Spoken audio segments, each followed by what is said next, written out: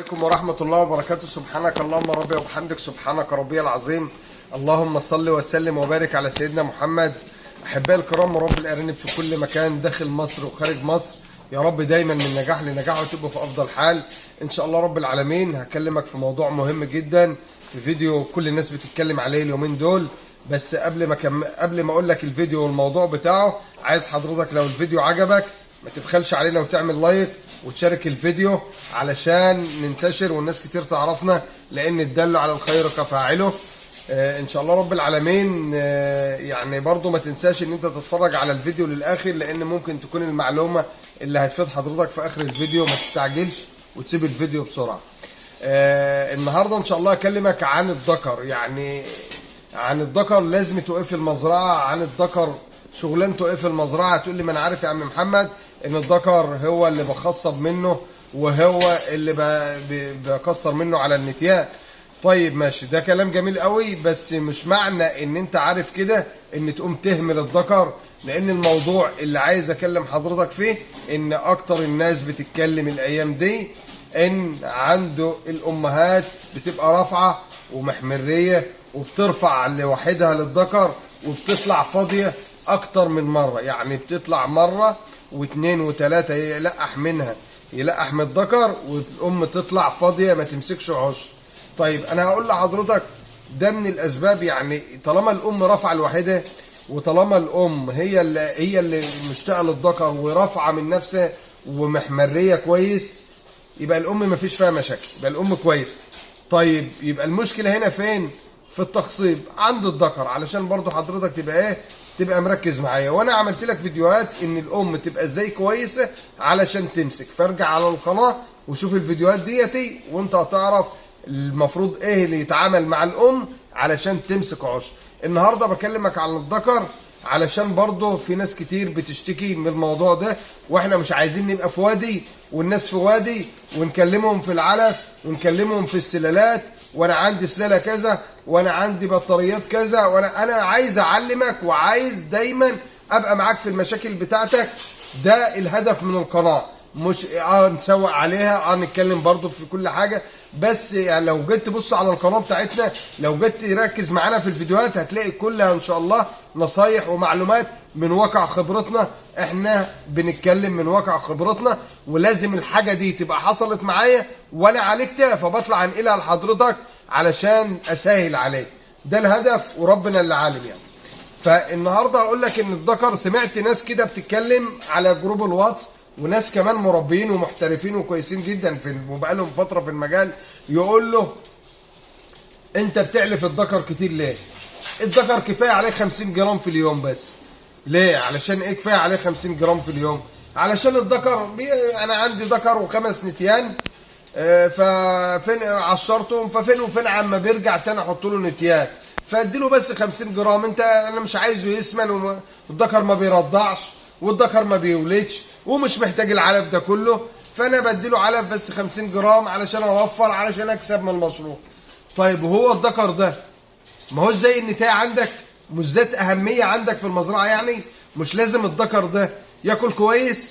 مش لازم الذكر ده يبقى في احسن حال وفي احسن صحه علشان لما يخصب يبقى يجيب لك ارانب كويسه واحجامها كويسه، علشان الذكر يبقى ظهره كويس عشان يجيب عيال حجمها كويس والتحويل يبقى معاك كويس؟ ولا انت مش واخد بالك من الكلام ده؟ ولا الذكر ده شغلانته ان انا اكسر منه على ال5 نتيان وبعد كده يبقى يموت، واما اجي اروح تاني اكسر ابقى بخلي بالي منه؟ الذكر عندك في المزرعه شيء اساسي، ركن من اركان المزرعه، لازم تخلي بالك منه، لازم تهتم بيه. طيب واحده واحده معايا علشان بس ما تتوهش مني في الفيديو. يا عم محمد انا عندي ذكر و5 نتيان، وال5 نتيان دول مكسر من نفس الذكر وملقحوا الولده اللي فاتت، وال5 نتيان طلعوا ايه؟ عشاير منه. بس المره دي مسكوا كم مره ويطلعوا فاضيين. طيب هقول لك معلومه مهمه جدا تخلي بالك منها، ان في ذكر بيقلش. يعني ايه بيقلش؟ يعني البذره بتاعته بتبقى فاضيه، ما بيبقاش فيها انجاب في فتره القلش بتاعه. ايه هي فتره القلش؟ معلومه مهمه ركز معايا، انه بيغير شعر البطن. يعني ايه بيغير شعر البطن؟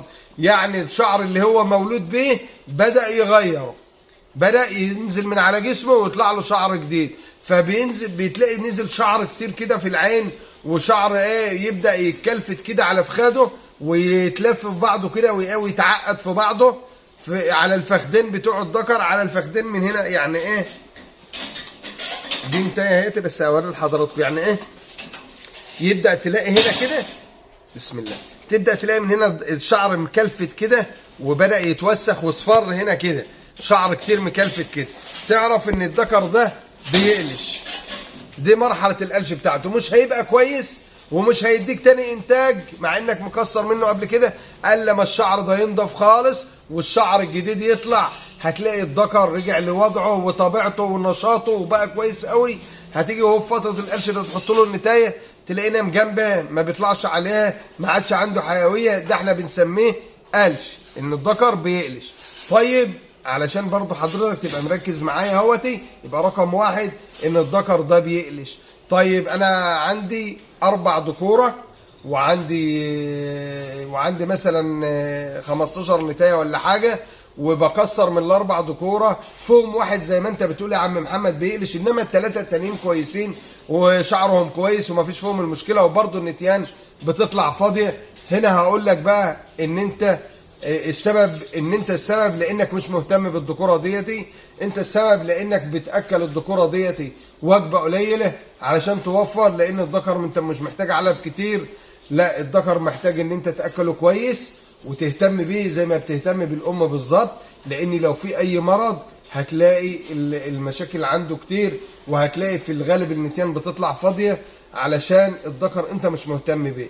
يعني اهتم بالذكر، ما يبقاش فيه عرقوب، ما يبقاش فيه جرب، ما يبقاش فيه تسمم، ما يبقاش عنده التهاب رئوي مثلا، ما يبقاش عنده بلل على مناخيره مثلا وما افحصوش. اخلي بالي زي ما ببص على النتيان وبفحص النتيان، افحص الذكر كويس وابص عليه عنده مرض ولا لا، مفيش عنده امراض. طيب اقوم انا ما اقللش العلف واعلفه كويس، لان الذكر برضه محتاج فيتامين د ومحتاج كالسيوم ومحتاج فيتامين بي ومحتاج الفيتامينات ديتي. فلما انت حضرتك بتجوعه وبتاكله اكل بسيط خالص فانت بتعدمه، فطبعا بيبقى زي مثلا ما يبقى انت شايف واحد ما شاء الله جسمه وكل حاجه بس عنده انيميا.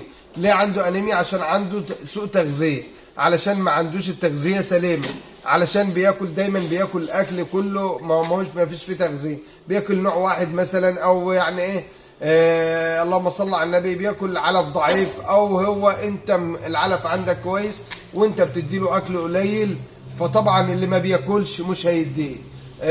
انت نفسك انت كبني ادم لما بتجوع بتبقى قادر تتحرك، لما بتجوع بتبقى قادر تعمل حاجه، لما انت البني ادم بتجوع مش قادر تشتغل حاجه من مكانها.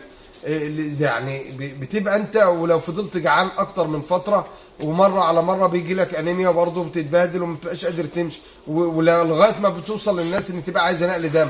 علشان ايه؟ علشان بيجوعوا. فانت ما تعملش الذكر وتجوعه، هيبقى الذكر برضه عايز نقل دم. ما هو كده، ما انت مجوع، فيبقى انت هتعذبه معاك.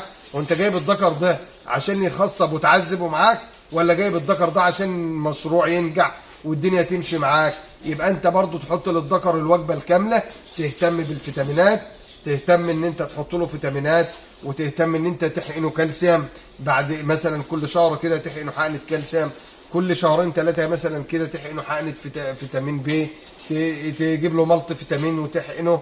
هتقول لي اصل انا مش من هواة الحقن. يا حبيبي انت حابسه، انت حابس في العين، انت جبت ارانب وحطيتها في العين.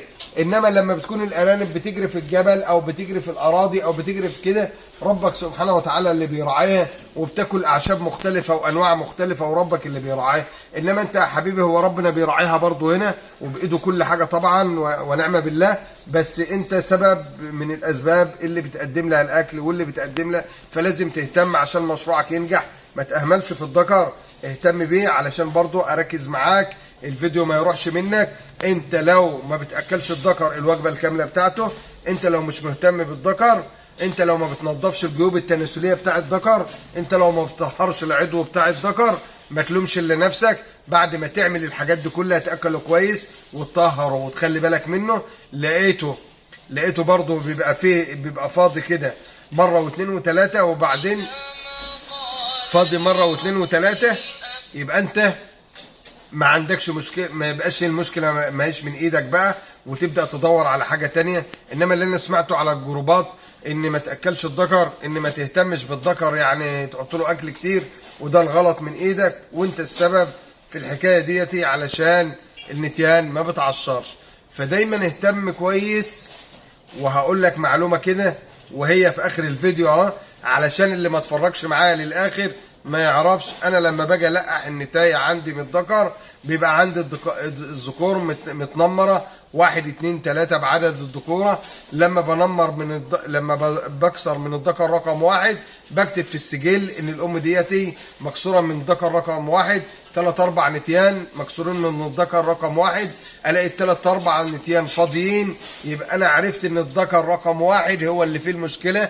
علشان برضو في ناس تانيه بتكسر من ذكر واثنين وثلاثه على ام واحده بس. يعني الذكر هنا يقوم حاطط منه الام كده، يقوم حاطط له الام هنا، ويشتلها من عند الذكر ده يحطها للذكر الثاني كده، بيكسر من 3 ذكوره في وقت واحد. دي مدارس وناس مشغله بيها وماشيه معاهم الامور. انا ما بقولكش غلط ولا صح، ده مش موضوعنا، بس بقول لك لما تكسر من ذكر، وبالذات لاول مره بتبقى بتختبره، بتأيد للنتايه مكسوره من الذكر الفلاني او من رقم كذا، علشان تتاكد من عشره. تحياتي لكل الناس، يا رب دايما تبقوا في نجاح. منوريني ومشرفيني على قناه اخوكم محمد حسان. السلام عليكم ورحمه الله وبركاته.